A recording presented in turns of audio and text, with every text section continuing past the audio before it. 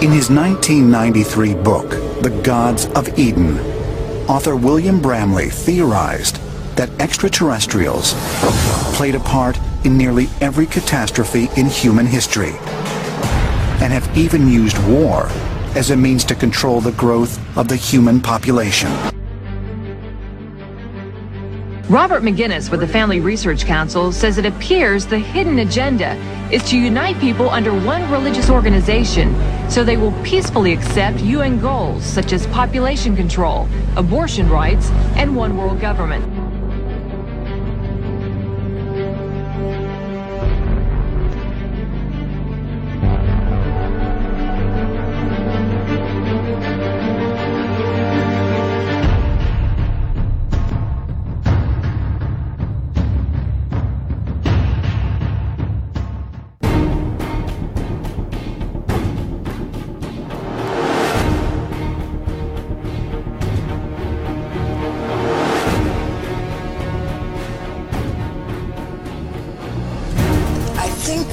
Really, the government in this country wants to release this information. Military intelligence does, because I know some of them, and I think they are watching what happens in terms of the public's reaction. UFOs buzzed the Capitol on July 19th, 1952, and had General Sanford say, look, they're not ours and they're not Russian. We don't know what they are. They're real. They have discussed what to do about it. Vatican intelligence would really like to discuss it. That's the problem here. We need the governments to reveal these files. These craft that have come here are now not UFOs. They're identified. The people are way ahead of military intelligence.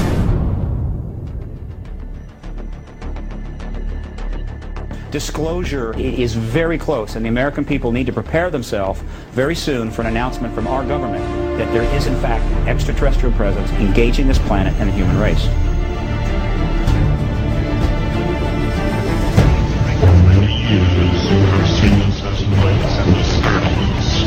We speak to you on yourselves, show the living and share, and try to maintain as prevented policies into a new age of progress.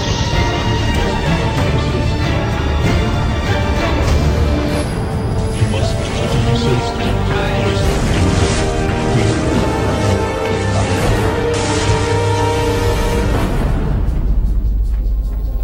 The Obama administration, through the nature of who they have appointed and other indications and other information I'm receiving, has made a decision to disclose the ET presence. But that is, of course, an assessment. They are certainly not saying anything. Okay? We are encouraging the administration, which has dedicated itself to open and transparent government, to commit the ultimate act of openness and transparency, and to do it immediately at a critical time in the human race's development.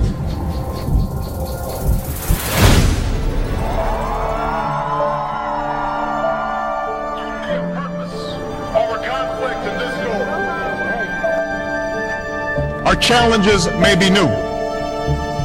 The instruments with which we meet the demands of a new age may be new. But I will always be honest with you about what we can and must achieve tomorrow. At this moment, it is only the chance for us to make that change. And that cannot happen if we go back to the way things were. It can't happen without you. And a task that you're now called to fulfill. And at this moment in history, your generation must seek peace and align our deepest values and commitments to the demands of a new age. There's new energy to harness, for the world has changed, and we must change with it.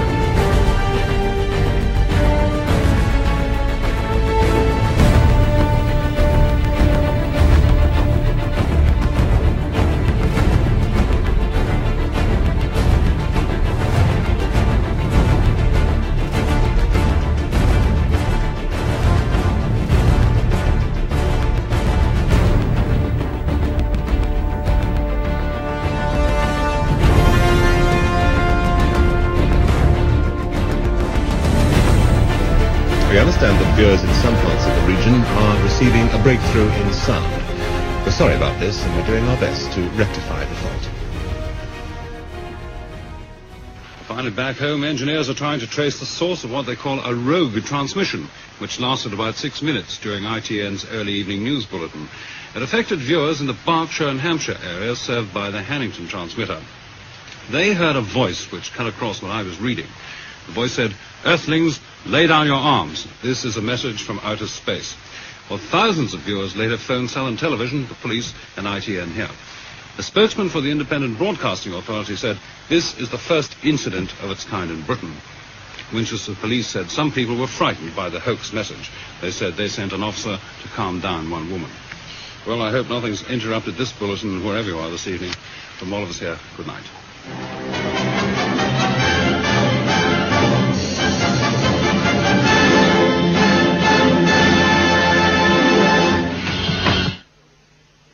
Independent Radio News at 12, David Geary. The Independent Broadcasting Authority is at a loss to explain the mysterious message that broke into a Southern Television news broadcast.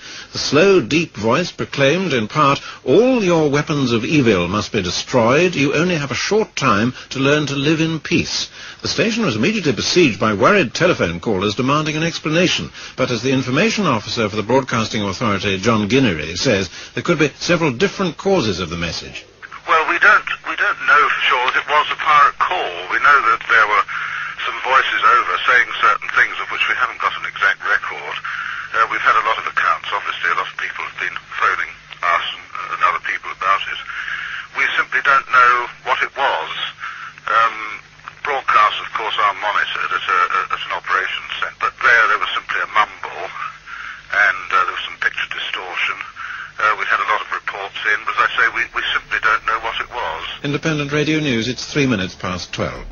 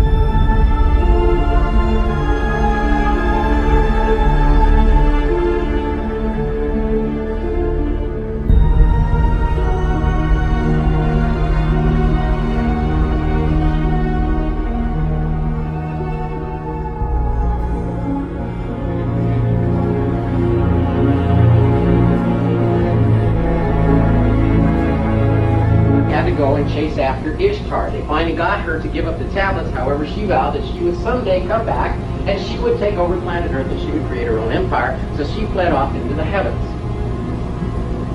When I hear that there is force is going to save mankind and rescue you, take you to paradise.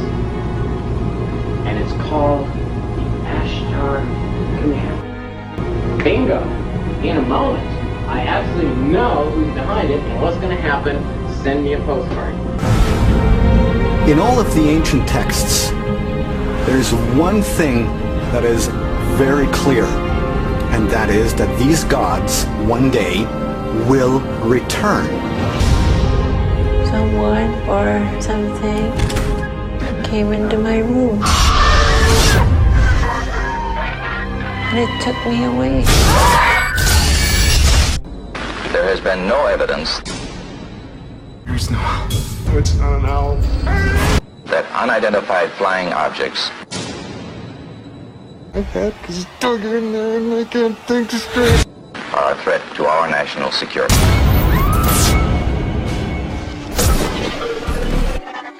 Oh God. We gotta send backup now.